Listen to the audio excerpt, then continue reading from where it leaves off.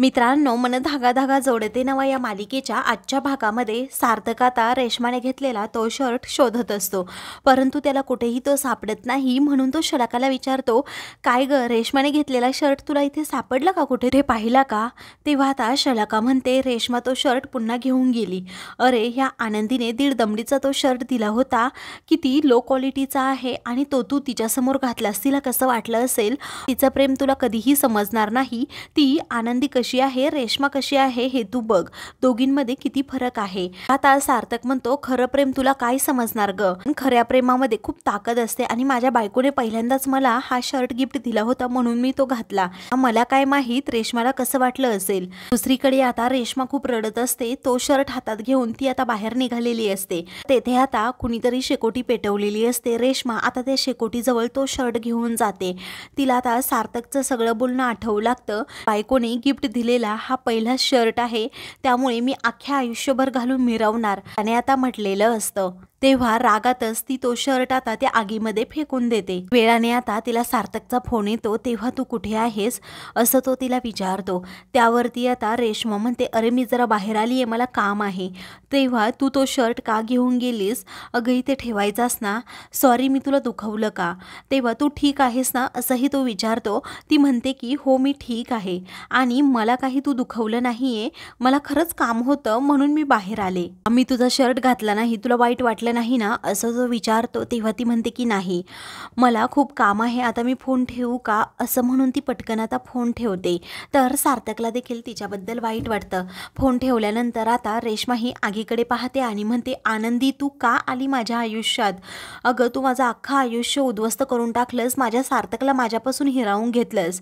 मी तुला या आयुष्यात कधीही माफ करू शकत नाही, मी तुझ्या आयुष्याची राख रांगोळी करणारच. तर दुसरीकडे सुधा आता वृंदाला म्हणते, मोठी झाल्यावर मुलं किती बदलतात. लहानपणी त्याला जर एखादी गोष्ट नाही आवडली ना तर तो घेतच नव्हता, आणि आता बघ ना, आनंदीने दिलेला शर्ट त्याने लगेच घेतला. तेव्हा आता त्या आनंदीने अशी काही जादू केली काय माहीत, पार सार्थक पूर्णपणे बदलून गेला आहे. कविताने आदर्शच्या आयुष्याची वाट लावली, आणि आता ही आनंदी आलीये सार्थकच्या आयुष्याची वाट लावायला. आणि आता बरं झालं सार्थक अजूनही दारू प्यायला लागला नाही. तेव्हा आता सुधा रागातच तिच्याकडे पाहत म्हणते, अगं असं काय बोलतेस तू? तेव्हा आता वृंदा म्हणते, अगं आपल्या एका मुलाच्या आयुष्याचं अगोदर वाटोळं झालंय, मग काय करायचं? तेव्हा सुधा म्हणते, तू काहीही कर, पण त्या आनंदीला घराबाहेर अगोदर काढ. वृंदा म्हणते, ते तर मी करणारच आहे, पण या रेशमाचा प्लॅन सुद्धा एक फ्लॉप झालाय. पण एक ना एक दिवस अशी वेळ येणार, त्या आनंदीला इथून जावंच लागणार असं वृंदा आता सुधाला म्हणते. इकडे आनंदी रूम मध्ये असते. तेवढ्यातच अण्णा तिला फोन करतात आणि म्हणतात, काय ग तुझा पाडवा कसा गेला? तू सार्थक सरांना गिफ्ट दिलं ना? तेव्हा ती म्हणते, हो नक्कीच दिलं. तो शर्ट जरा मोठाच झाला आणि त्यांनी तो तसाच सर्वांसमोर घातला. त्यावरती अण्णा हसू लागतात आणि म्हणतात, तुझा नवरा खरंच तुझ्यावर खूप प्रेम करतोय. तर आनंदी म्हणते, अण्णा मी इथे कशासाठी आली आहे माहिती आहे ना? आता अण्णा म्हणतात, अगं तुझ्यावर खरंच सार्थक सर मनापासून प्रेम करतात, पण तू त्यांना अशी रोखू शकत नाही. तू त्यांच्यावर प्रेम करत नाही ही तुझी बाजू झाली. तेवढ्यातच आता सार्थक तेथे येतो. तर कुणाबरोबर फोनवर बोलताय असं तो विचारतो. आनंदी म्हणते की अण्णा आहेत. सार्थक लगेच तिच्याकडून फोन घेतो आणि म्हणतो, ह्या काय माझी तक्रार करतायत का? तेव्हा आता उद्या भाऊबीज आहे, तुम्ही सर्वांनी नक्की यायचं इकडे असं आता सार्थक म्हणतो. इकडे अण्णा म्हणतात की आम्ही दोघे नाही, पण मनोज लीना नक्की येतील. तेव्हा तो ठीक आहे असं म्हणतो आणि फोन ठेवतो. मग नंतर आनंदी विचारते, नक्की येणार आहेत ना अण्णा आणि आई उद्या? तर आता नाही येणार असं सार्थक म्हणतो. आनंदीला वाईट वाटतं. तेव्हा आता सार्थक म्हणतो की दादा आणि वहिनी येणार आहे. आनंदीला आता खूपच आनंद होतो. तेव्हा आता तुम्हाला हे गिफ्ट घ्यायचं कसं सुचलं असं सार्थक विचारतो. ती म्हणते की खरं सांगू का, माझं कर्तव्य आहे. तुम्ही माझ्या आईवडिलांना एवढं काही दिलं, मग अण्णांनी सांगितलं की त्यांच्यासाठी एखादं गिफ्ट घे म्हणून मी घेतला हा शर्ट. पण आता काढा की हा शर्ट, किती ओंघळवाना दिसतोय. त्यावरती सार्थक म्हणतो, नाही काढणार, माझ्या बायकोने मला दिलाय हा, आणि आज अण्णांनी सांगितलं म्हणून हा शर्ट दिलाय. पण मी त्या दिवसाची वाट पाहतोय जेव्हा तुम्ही मला बायको म्हणून स्वतः काहीतरी असं गिफ्ट द्याल असं म्हणून तो तेथून जातो. तेव्हा आनंदी आता विचार करत राहते, सार्थक सर, अहो मला हा विचार करण्याचीच आता खूप भीती वाटतेय.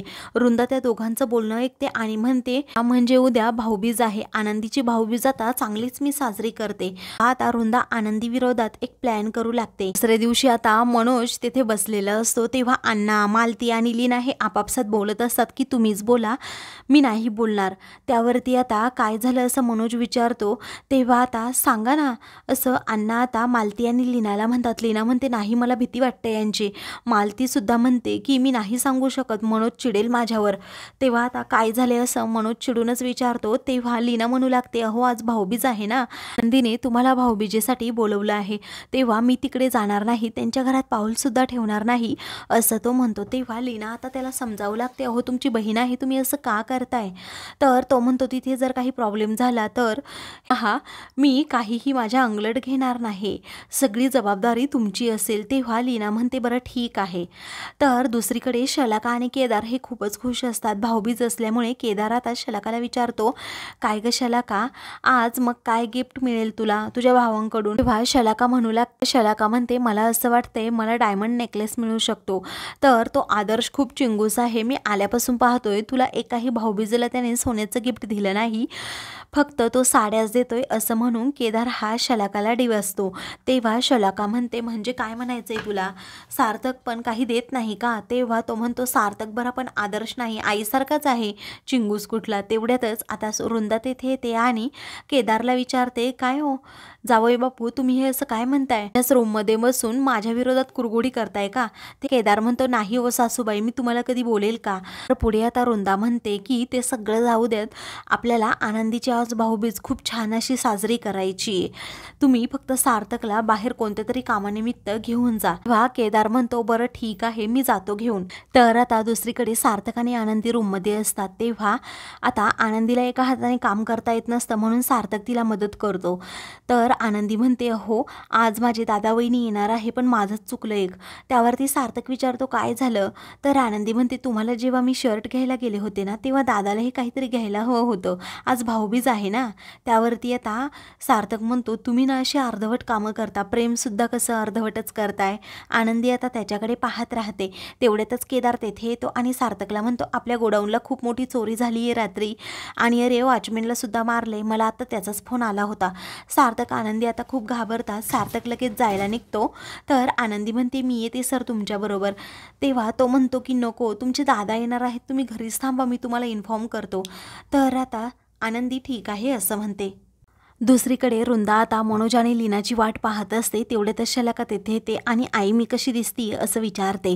तर आता वृंदा तिच्याकडे न पाहता छान दिसतीये असं म्हणते. तेव्हा शलाका म्हणते अगं आई न पाहताच अशी का म्हणते, आनंदीचा भाऊ आणि वहिनी कधी येत आहेत त्याचीच मी वाट पाहतीये असं ती म्हणते.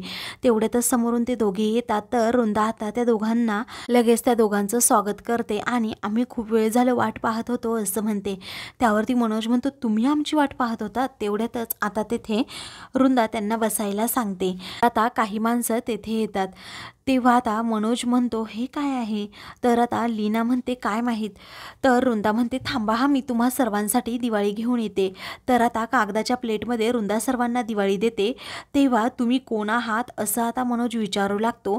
तेव्हा मी कचरेवाला आहे. तर कोणी म्हणतं की मी इथे माळी आहे. त्यातीलच एक काकी म्हणतात की मी इथे साफसफाई करते. म्हणजे तुम्ही कोण आहात या घरातले आम्हाला सांगा बरं असं एक माणूस विचारतो.